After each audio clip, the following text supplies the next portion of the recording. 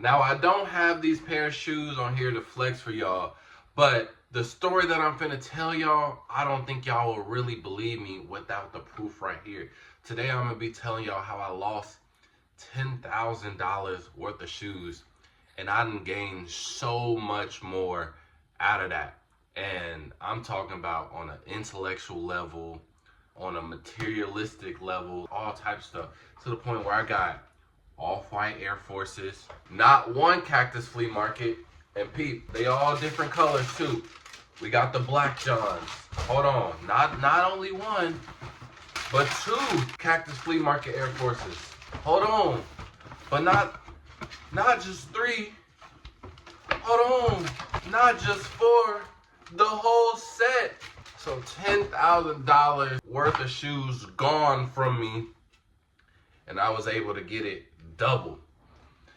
And anybody of any age, especially people young, I want you guys to really understand the life lesson that's going to come through this story, because you can really skip a couple of steps in life if you really tap in and listen to what I say, man. So without further ado, let's get straight into the storytelling. And I will be upfront and transparent with y'all. I done tried to tell this story at least 3 different times for YouTube. I ain't gonna lie to you.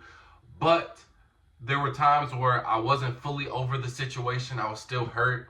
I still felt some type of way to some of the people that were involved. And now I'm fully cleansed of all of it. And it really doesn't faze me anymore. So here we go. And I didn't want to be messy either, because it do involve family members, and family matters stay in the family house. You dig what I'm saying? That's also a bar. But let's get straight to the storytelling. So a couple of years ago, your boy was homeless, unfortunately. Me and my mom, we had got into it, and she kicked me out. So I ended up having to stay in my car for 3 months. I would work. Well, no, I would go to the gym so I could shower. I would DoorDash throughout the day, and then I had an overnight job, and I would just consistently repeat that day out. But because I got kicked out, I ended up having to move all my stuff out, and I have a lot of shoes. I got 100 shoes and just for personal, and then I was reselling too, so I had inventory as well. I had to move all that to a storage room. So all my shoes were in the storage, and then eventually me and my mom, we came to amends, and I was back. But during this process, it was kind of awkward, because it was like we really weren't on the same page yet, but it was just like I was really just tired of being in the street. She was tired of me not being around. So we just had a mutual agreement, but we still wasn't on, you know what I mean, terms and stuff. So it took a while for me to really get adjusted to like normal life and not being homeless anymore. And also during this time, in the middle of that too, my car ended up breaking down. So I actually came back to the crib just enough time, because if I didn't have a car that could drive, then I was overly messed up. So this is important, because my mom, she ended up getting an Airbnb in addition to the house that we were already staying in. And since I didn't have a car, majority of the times, if she left, I had to leave with her if I wanted to get around. So there was a lot of times where we're traveling city to city, because the house and the B&B, I would say they're 30 minutes from each other. Where the house is on the outskirts of the city, and then the B&B is directly downtown. And so I'm traveling a lot back and forth. And then there would be a lot of times where I would just mainly stay at the Dallas apartment. And so I was like, you know what? I'm just going to go ahead and start leaving some of my shoes here. And then I finally got back in the groove of being myself. And so I started going out occasionally. So I would pop out for a little bit. And again, I'm going to the storage unit, bringing some of my nice shoes. We'll pregame at the Dallas crib, or I'll crash at the Dallas crib. So a lot of my shoes were staying there. Then there was some internal family matters. And so me and my mom just distant my sister for a little bit. But it was really no issues. It was just like, maybe she just needs her space. And there was a point where I was like, dang, I'm trying to go out again, but one of my shoes is there. And I was like, well, actually, a couple of my shoes is there. So I was like, let me just go over there so I can just bring them all back here, so I can just be in possession of them again. And so I hit up my sister, and I'm like, yo, what you doing? And the text that she was giving me, she was being real weird. She was being like, real secretive. She was hiding something. And she was like, do you need to come over here? What are you trying to do? And I was like, I was just trying to get my shoes. And then she was like, well, I'm at work, so I don't know what you can do. And mind you, it's easy access to get into the apartment, so I don't need her to be there to get my stuff. But she was just being really weird about the situation. The text message that she sent me, it made it seem like she didn't want me to come into the apartment. Now, I will say, for context, she did have a boyfriend at the time, and he was basically living at the apartment, and my mom wasn't rocking with that. So I think the reason she was acting weird because she thought I would maybe snitch. I don't know. And she know I don't snitch because all that stuff don't be my business. I'll let you rob a bank right in front of me. I don't care. That ain't none of my business. If it don't got nothing to do with me, I ain't got nothing to do with it. You feel what I'm saying? And so she was just being really weird. And then she didn't let me get to the point where I was could even get in the house. So she was like, well, I'll just leave them in the car and you can come get them. And I was like, that's weird, but okay, sure. And so the next day I was supposed to get them because I had to go to Dallas to go drop off a pair of shoes to a client. But then the client ended up not getting the shoes, so I never had to go. And then Sunday she texted me and she was like, hey, when do you plan on getting the shoes? I was busy Sunday and I didn't text her till Monday morning. And I was like, my fault, I never saw this. I'm finna go get the shoes right now. And she was like, what do you mean you finna get the shoes right now? She was like, I thought you already came to get them. And I was like, bro, quit playing. I don't even play like that. And she was like, no, I'm serious. She was like, I walked down this morning and I saw the shoes were gone. So I just assumed that you had got them. I was like, bro, do not play with me. And she was like, I'm so serious. And she was like, are you joking? Like, did you not get them? And I was like, no. And I was like, so you telling me someone stole the shoes? And I was like, where was the shoes to begin with? And she was like, I just had them on the front seat. Now, some more context. My whole family is from Chicago. And since I was a little kid, my mom drilled into both of us, never leave anything on the front seat uncovered, especially in Chicago. That's why we were so used to this. So even when we moved to Texas, we never leave stuff on the front seat or just on the seats in general because we're just so used to that Chicago mindset. So when she said that, I'm like, well, I was like, did you not cover it up or what were you thinking? And she was like, well, I just thought that you were going to come tomorrow, so I didn't think I need to do all that. And I'm like, bro, you literally know my shoes are extremely expensive. Now, when I first asked to get these shoes, I thought it was only, I had two pairs of shoes that I thought was only there. It was my off-white pine green Dunks and then my Cactus Flea Market Air Forces before the restock, like before the, I guess 1 or 2 years before the restock. So now we're kind of figure out like situation, and then I'm going like to my storage and I'm like, where's this shoe? So now I'm asking her, I'm like, was this shoe there? And she was like, well, I don't know, I just put them all in a basket and I put it in the car. And then I was like, you don't know? And then more shoes came to my attention. It was probably like, say, 8 pairs total. And she was like, oh, I do remember that one. And I was like, so if I would have never told you, you would have only told me that it was the green and black pair that was there. Because that's the ones that I came originally for. She said that she put the green and black ones in the car. But now that I'm realizing it's like, say, 8 pairs that are missing. And now all of a sudden you put them in this bucket and put it in the car. And now all of it is gone.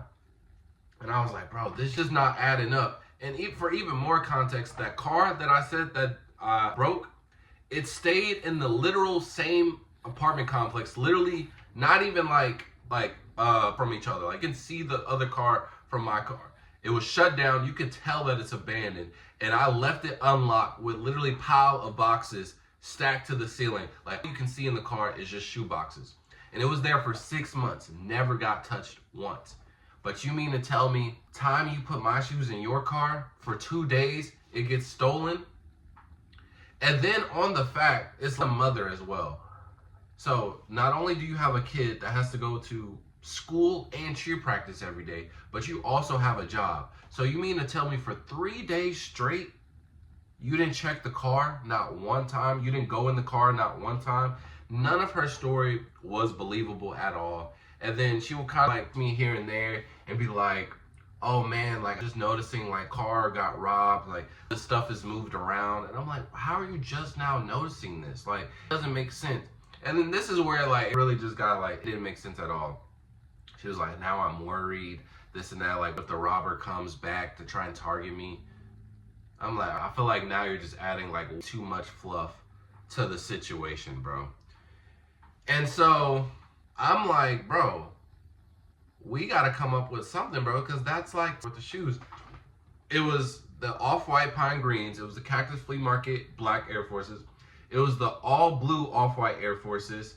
The Master Jordan 4s and like 3 of the Yeezys. And so I'm like, bro, we gotta do something. And so I'm like, I'm just trying to figure out, because now I'm just mad. I'm just emotional out, and I'm at my mom. I'm like, bro, what I do? Like, can you read all of our text messages and see if this makes any sense to you? Because I think she's lying. And my mom read it, and she was like, yeah, none of this literally adds up at all. Like, she asked me all types of questions. I'm like, that's what I'm saying. Like, it add up. So my mom was like, well, let me text her from your phone, because I know how you can get, and you'll probably just agitate her. And I'm like, okay, that's... So my mom sends like a respectful message to her. It was just basically like, you know, plan on like reimbursing, da da da. Then my sister says, well, let's do it. Let's go half on it, because it wasn't entirely my fault. And I was like, how is it not entirely your fault? You literally left them in the car, unlocked, on the front seat, and you didn't drive your car for 3 days straight. That doesn't make sense at all. And so now we're going back and forth, and now she's not replying. And in the midst of this, she literally posts herself at a resale shop. My sister is not a sneakerhead whatsoever, but now you're at a resale shop? And after she posted that, I was like, well, wait, hold on. I found another shoe that was missing. It was a 15 GT Cut PE. And for context, that shoe is extremely hard to sell. And so I asked her about it, because I was there too. And she was like, well, actually, this was one of the shoes that, for some reason, it didn't get stolen. Like, the robber just kept this one. So you mean to tell me that the only shoe that's extremely hard to sell is the only one that didn't get stolen? Interesting. Very, very. And so eventually, she says, okay, we do a payment plan. She was like, I'm gonna buy them on pay on StockX, and then I'll buy them one by one. And I said, sure, that's fine. Do what you need to do. And I said, when do you think you're going to do this? And she was like, I can start next week when I get paid. I said, okay. Next week rolls around. I said, hey, do you mind showing the proof that you purchased the shoes, so I'm not just on this chase, like this chase? And she just doesn't reply to my messages. And I send another message, maybe another week later, still no reply. So I'm like, okay, cool. Forward, I kind of just let it go. But eventually Christmas comes around, so all the family has to see each other. And I have nothing to say to her, because you can't reply to my messages, so what is there to talk about? If you can't reply to me, there's nothing for me to say to you. And then I guess she got in her feelings, and the whole family, except for me, went out to go watch a movie. I stayed in the house because I just wasn't in the Christmas spirit. And she comes back bawling out, crying, and saying that she wants to make amends with me. And I'm like, no, because you know what you did, and this is like a pattern of doing things like this. And I'm not going for it, because I know you sold my shoes. And she just went on this whole tangent. And the thing about all this was, during that I was painted as the villain, because they said that I didn't want to apologize, or I didn't want to accept her apology, and I'm so focused on material things. And I'm like, first of all, yes, it's material things, but it's $10,000 worth of material things. Second of all, these are shoes, and everybody in the family knows that these shoes have way more meaning than just being shoes to me, because that's literally my life. So I was like, that's not fair to me whatsoever. And I said, even during this whole thing, she hasn't even tried to apologize, not one time. So I said, how am I the villain? And so that really made me feel some type of way, and I just had to go through like all the set of emotions. But they were just painting me the villain the whole night, to the point where I just had to be the bigger person and apologize and say a family speech, just so the night could get over with, because it wasn't gonna get any better if I didn't speak up and say anything. And so after that, after swallowing this pride, which wasn't even really prideful, it was just being fair, I feel like, I just had to deal with it. And then the days went on, and I felt some type of way. I asked some of my other homies that I really trust, like, what do y'all think about this situation? Everybody just said it doesn't add up whatsoever. And I just came to the conclusion that she sold them. She will never admit it. And I know the truth, bro. Like, it is what it is. And so I have to deal with that for a very long time. And so eventually I got over it because, I'm over it's not gonna make the content of my life any better. It's only gonna make it worse. And I got over it. And then one day, Nike decided, hey, remember those Cactus Flea Market Air Forces from years ago? Yeah, we're just gonna restock all of them and add some new colors. And I'm like, yo, I know for a fact that they are gonna bless me with the all black pair. So not only did they bless me with the all black pair, I won the black, the white, and the green. I won 2 blacks actually, the white and the green, all for retail. And then I did a trade for the pink ones. And also the green Air Forces, I also did a very good trade. And I wanted to complete the set for the off-white Air Forces. So, all that. Once switch your mindset, bro. Once you kind of about everything and you just focus on yourself and you focus about doing the right thing versus getting revenge. Because when it first happened, there were literally so many evil thoughts. I was like, bro, I'm gonna do this to her.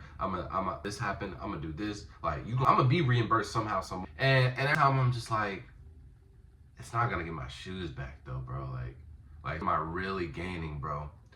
And so during this time, like, of just without my shoes and dealing with these emotions eternally, I'm like, bruh, I don't know what to do. And so eventually, that's how I started giving away shoes out to the homeless. I'm like, how it feels to go without nothing. You know what I mean? And so I started doing these videos, and I would go out downtown and I would give out shoes and my clothing brand out to the homeless. And having conversations with these guys really put into perspective, like, bro, really don't have nothing, bro. Really don't have nothing at all. And then there were some conversations from them as well, where it's like, okay, you put yourself in this situation, and by continuing doing this certain thing and going down this certain route, you put yourself in here, and you, like, I don't want to sound mean, but it's the truth. You deserve to be here. These kind of I was having daily, because I was going out almost every day giving out shoes and clothes out to the homeless. And every day I'm having these conversations. I'm like, man, my situation is way better. Like, they could have $10,000 worth of shoes. They wish they could have $10,000 in general, to have a home, to have food, things like that. And so I feel like after I started doing all these tasks with homeless and I started like really understanding more, I was like, that's when I got blessed with these shoes. So after I gave all the stuff out to the homeless, that's when the restock came. That's when I did the trade. And far like life good. Do I still think about those shoes from time to time? Yes. But I really have no will against anybody. And I don't like, eventually I want to get some of those shoes back, of course.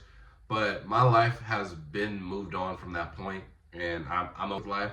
I've been like making a video. I've been blessed with good shoes. I get shoes all the time. Outside that, my life is good too.